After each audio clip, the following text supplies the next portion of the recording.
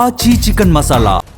మచిలీపట్నంలో అక్రమ నిర్మాణాల తొలగింపు తీవ్ర ఉద్రిక్తతలకు దారితీసింది. అక్రమ నిర్మాణాల పేరుతో మచిలీపట్నం మున్సిపల్ అధికారులు కొబ్బరి తోట ప్రాంతంలో కొన్ని ఇళ్లను తొలగించారు.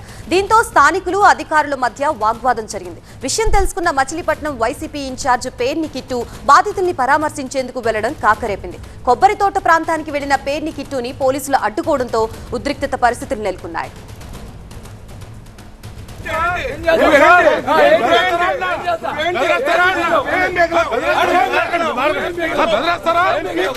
ఇళ్ల తొలగింపు వివాదం కాస్త పేర్ని కిట్టు వర్సెస్ పోలీసులు అన్నట్లుగా మారింది. బాధితుల పరామర్శకు వెళ్తుంటే ఎందుకు అడ్డుకుంటున్నారని పోలీసులపై మండిపడ్డారు. ఈ క్రమంలోనే పేర్ని కిట్టు మచిలీపట్నం సీఐ పరమేశ్వర్ మధ్య తీవ్ర వాగ్వాదం జరిగింది. హాట్ కమెంట్స్ తో పాటు ఒకరిపై ఒకరు విరుచుకుపడ్డం హీట్ పెంచింది.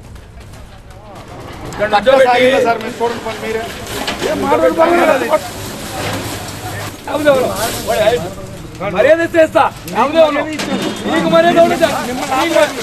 మర్యాద చాలా ఎక్కువ. ఇదిలా ఉంటే మచిలీపట్నంలో ఇళ్ల కూల్చివేత వివాదంపై మాజీ మంత్రి పేర్ని నాని రెచ్చిపోయారు. మంత్రి కొల్లు రవీంద్ర టార్గెట్ గా ఘాటు వ్యాఖ్యలు చేశారు. వైసీపీ అధికారంలోకి వచ్చాక కొల్లు రవీంద్రకి ఇళ్ల కూల్చివేత బాధ ఎలా ఉంటుందో చూపిస్తామంటూ మాస్ వార్నింగ్ తో మచిలీపట్నం పాలిటిక్స్ ని పేర్ని నాని ఒక్కసారిగా నెక్స్ట్ లెవెల్ కి తీసుకువెళ్లారు.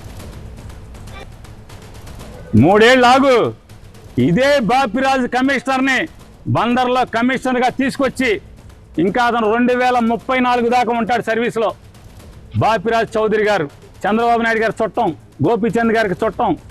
ఈ బాపిరాజు చౌదరి గారిని 2029 గవర్నమెంట్ రాగానే, జగన్ రాగానే ఆ కమిషనర్ బందర్ పోస్టింగ్ తీసుకొచ్చి ఇదే బాధ, ఇదే ప్రొక్లైన్ దిగితే గుండెల్లో ఎంత బాధ ఉంటుందో నిన్ను ఆడిస్తున్న నీ పెన్ డ్రైవ్లన్నీ కూడా సేఫ్ లాకర్లో దాచుకుని నిన్ను తోలుబొమ్మలాగా ఆడిస్తున్నటువంటి ఆడికి ఇద్దరికి ఈ జేసీబీ బకెట్లు దిగితే ఎంత బాధ ఉంటుందో చూపించకపోతే కొల్లు రవీంద్ర చూసుకో. మనిషి జన్మ ఎత్తలేదా ఎవడు మీరు అసలు? అధికారుల వాళ్ళందరి జీవితాల్లో గుణపం దింపితే, ప్రొక్లైన్ దింపితే, జేసీబీ దింపితే ఎంత నొప్పి కలుగుతుందో ఆ నొప్పి అంతా నీకు చూపించకపోతే పేర్ని కృష్ణమూర్తి కొడుకే కాదు. ఇదే అంశానికి సంబంధించి మనకి పూర్తి అప్డేట్స్ అందించడానికి మా ప్రతినిధి వసంత్ సిద్ధంగా ఉన్నారు. వసంత్, మచిలీపట్నంలో అక్రమ నిర్మాణాల తొలగింపు కాస్త పొలిటికల్ టర్న్ తీసుకున్నట్లుగా కనిపిస్తోంది. ఏం జరుగుతుంది మచిలీపట్నంలో?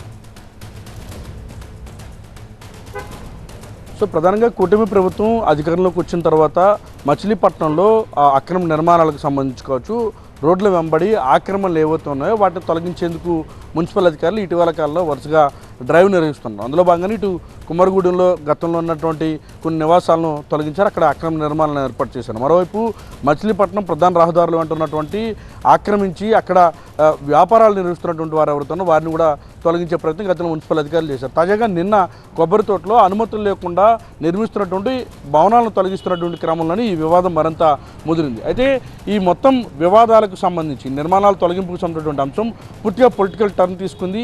అయితే మచిలీపట్నం వేదికగా ఇప్పటి వరకు ఎప్పుడు ఇటువంటి ఘటనలు చూసుకోలేదు.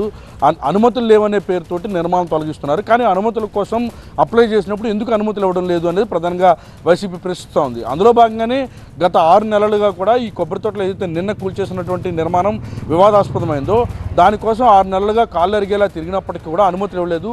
గజానికి ఒక రేటు చొప్పున లంచం ఇస్తే తప్ప నిర్మాణానికి అనుమతి ఇవ్వకుండా టౌన్ ప్లానింగ్ అధికారులు, స్థానిక టీడీపీ నేతలు, ముఖ్యంగా మంత్రి కొల్లు రవీంద్ర అంచరుగా చెప్పబడుతున్నటువంటి కొందరు వ్యక్తులు ఇదంతా చేయిస్తున్నారు ప్రధానంగా మాజీ మంత్రి పేరు నాని ఆరోపిస్తూ ఉన్నారు. అయితే ఈ వ్యవహారంలో గతంలో జరిగినటువంటి నిర్మాణాలు ఏవైతే తొలగించారో వాటిని కూడా కొనసాగిస్తూ వాటి తొలగింపు వెనక కూడా పూర్తిగా పేర్నాని మాజీ మంత్రి కొల్లు రవీంద్ర హస్తం ఉంది. కాబట్టే ఈ అక్రమ నిర్మాణాల పేరుతోటి తొలగించేటటువంటి ముందే ప్రస్తుతం కొల్లు రవీంద్ర నిర్మిస్తున్నటువంటి భవనాలను తొలగించాలి. అనుమతుల విషయంలో ప్రభుత్వం ఎందుకు కావాలని అడ్డుకునే ప్రయత్నం చేస్తున్నట్టు కూడా ఆయన ప్రశ్నించారు. సో ఈ ఎంటైర్ ఎపిసోడ్ నిర్మాణాలు తొలగింపుతున్నటువంటి అంశం పూర్తిగా పొలిటికల్ టర్న్ తీసుకుంది. అయితే ఈ వ్యవహారం పైన పోలీసులు కూడా మరికొద్దిసేపట్లో మీడియా సమావేశం ఏర్పాటు చేయబోతున్నారు. ఎవరైతే ఈ మొత్తం వ్యవహారం పైన బాధ్యులుగా ఉన్నటువంటి అధికారులు వారందరిపైన ఖచ్చితంగా చర్యలు తీసుకుంటామని పేర్నాని వ్యాఖ్యలపైన వారంతా కూడా మరికొద్దిసేపట్లో ప్రెస్ మీట్ పెట్టి వివరాలను కూడా వెల్లడించబోతున్నారు. Thank you Vasant.